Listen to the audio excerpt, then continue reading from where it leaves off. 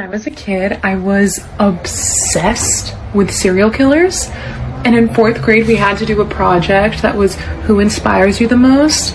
And I obviously just didn't know what that word meant and came to school and everyone was like, oh, my mom inspires me the most because she makes the best apple pie. And then they called on me and my teacher was like, okay, Jamie, who inspires you the most? And I said, Jack the Ripper. And my teacher was like, okay, why does Jack the Ripper inspire you the most? And I said, because he never got caught. Guess who never got bullied again?